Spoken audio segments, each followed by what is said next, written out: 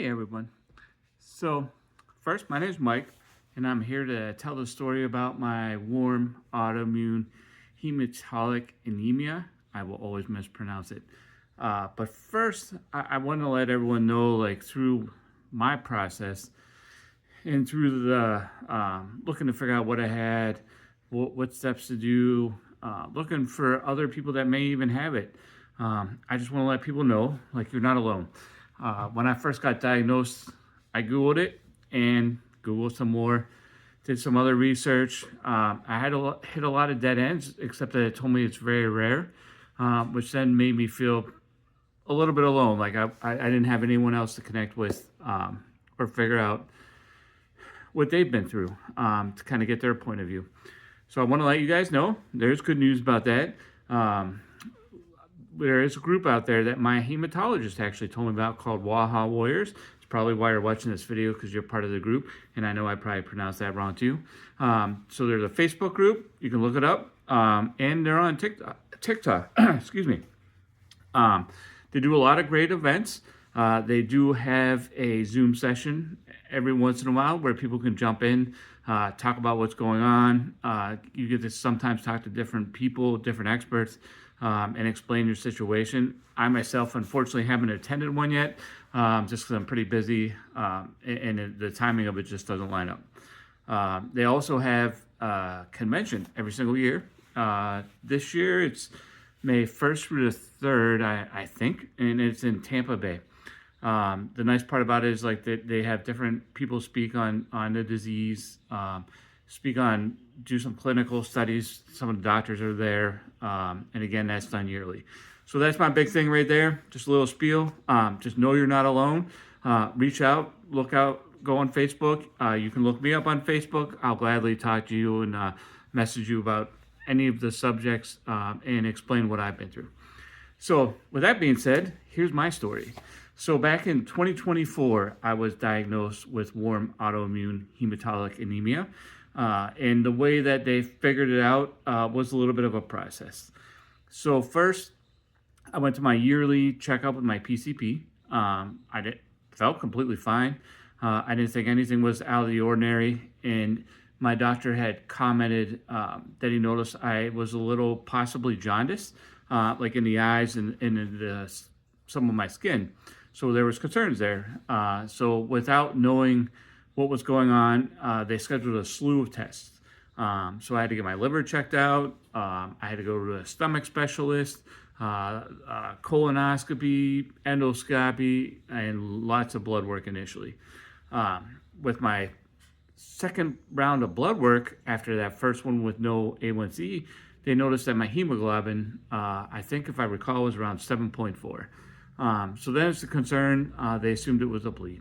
So at that point, I started a journey of going to see a bunch of different specialists. First, I went to the stomach gastro doctor. They couldn't find nothing wrong. Then they sent me for a liver test. My liver test, which was interesting, by the way. It's like a little tool that's like I don't know, best way to describe it, like a drum. And it would just tap on your liver to see if there's any kind of damage. And mine came back fine. So again, like I keep hitting like dead end, no answers, not finding out what exactly is wrong, which I'm sure some of you are experienced, and it can be frustrating. But I just kept at it. After the liver test, they ordered a whole more slew of all kinds of blood tests. Some things I didn't hear and haven't had to get again, but a lot of the results were normal, except there was a couple that were not. One of them being my hemoglobin, which I said earlier was in the 7s. The other one is the bilirubin, which is the part that makes you potentially look a little bit yellow. And the third one was the LDH. So with those tests and my results, they decided that I needed to go see a hematologist. So I met with my hematologist. Again, they asked for more tests. And we went through a whole slew of other blood tests. Most of them I can't pronounce. Most of us probably can't. And they were not finding anything. So my nurse practitioner at the time was doing some research, and she's the one that actually diagnosed me with warm autoimmune hematologic anemia. She said with the LDH, the bilirubin, and my hemoglobin, like that lined up perfectly with what I had. So at that point, yay! I finally knew that I had something instead of just going in circles and them trying to figure out what's going on. So that was the beginning of March, I would say, in 2024. So their first thing they tried with me was to give me prednisone, which from what I'm reading out there, that seems to be one of the first things they try with a lot of people with autoimmune hematologic anemia. I was on that for, I don't know, like 4 to 6 weeks. And they noticed that, yes, my hemoglobin went up to like a 9.5 or a 10. So at that point, because I am diabetic, they noticed that the sugar was super high. So they wanted to wean me off of the prednisone and see if my numbers would stay high. Well, with the process of them slowly weaning me off, which I think it took like another month for you to fully get off of it, my hemoglobin went right back down into the sevens. So at that point, they had me come in, discuss some more options, and we settled on doing the rituximab or Rituxan treatment, which is a infusion.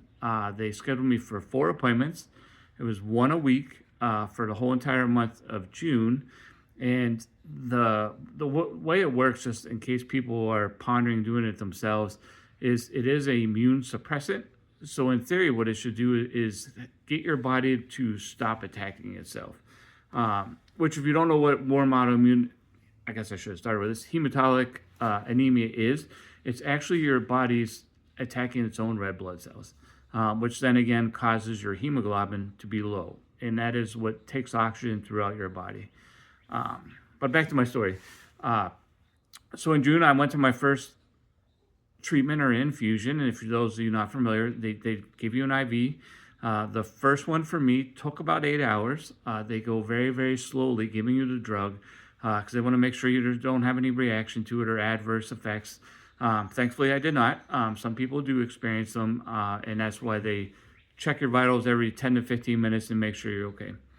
The following appointments were about, I'd say between 4 to 5 hours each. So it was much faster. And it's not a bad event. Like, there was no pain to it. I didn't have any side effects. I didn't feel tired afterwards.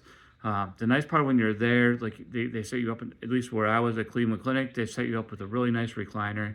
You just kind of hang out, watch TV. They had a snack bar. So if you wanted some cookies or chips, you're allowed to eat whatever you want while you're going through it. And in this particular place, they actually had some dogs walking around, which is really nice to see because who doesn't love seeing a dog? But anyway, so like after I got all my treatments, they wanted to wait, like, I forget the exact time frame, so don't quote me, about 6 weeks, I'll say, to see if it actually worked. And unfortunately for me, my hemoglobin stayed the same, and then it actually started going down. So like I was at a 7.2 at that point, and I think this was like a July, August time frame. So they had me come back in, discuss with me other options, and one of them is to have your spleen removed. Me personally, like I kind of did a little research. I saw that the percentage of removing the spleen is almost 50-50, might be a little like 60-40 type situation. And to me, I just didn't want to do that quite yet. I wanted to exhaust all my options before I got a surgery. Because knock on wood, I'm almost 50 and I haven't had any surgeries, and I would prefer not to. So the one thing I started doing is like looking what else I could do. So one thing someone posted on the wAIHA Warriors Facebook group about CellStept, which is a medication that you take. For me, I take it twice a day. It is 3 pills, and it actually worked for me. I had to go to my hematologist and be like, hey, can we try this drug? Because she was unaware that it would actually work for what I have. Because typically CellStep's used for like, if you have a transplant to get your body not to reject it. So I've been on CellStept since, give or take, August of last year. And my hemoglobin as of last month was 11 exactly. And I've been staying consistently high 10s, now in 11s. So it worked for me. So maybe it'll work for you. Everyone's different though. Like it's talking to people online. Like people who have tried multiple things and nothing's working for them yet. Some people just get the prednisone, it works for them. Some people get the Rituxan, it works for them. That's why this group, I highly recommend everyone joining it. Just so you know, you're not alone. Like there's so many options out there what they can do. And again, it is a rare disease. There's a lot of clinical studies out there for it that help try to figure out a solution to it. I will say over this whole process, I haven't had a lot of symptoms. I do get tired sometimes, and I really got tired before, and I always assumed it's just due to getting older, doing a lot of work stuff. I do a lot of volunteer activities, so maybe that was wearing me out. And it could just be from warm autoimmune hematologic anemia. So that's kind of my story. If you guys see this and you do have questions, comment to the video, or you can also find me on the Facebook page and or on TikTok. I do go on TikTok once in a while on my own channel and speak about it in hopes of connecting with other people that may have this and they're not really sure where to turn. Well, if you made it this far into the video, thank you. I appreciate it. And I hope you guys find a treatment that works for you. And good luck.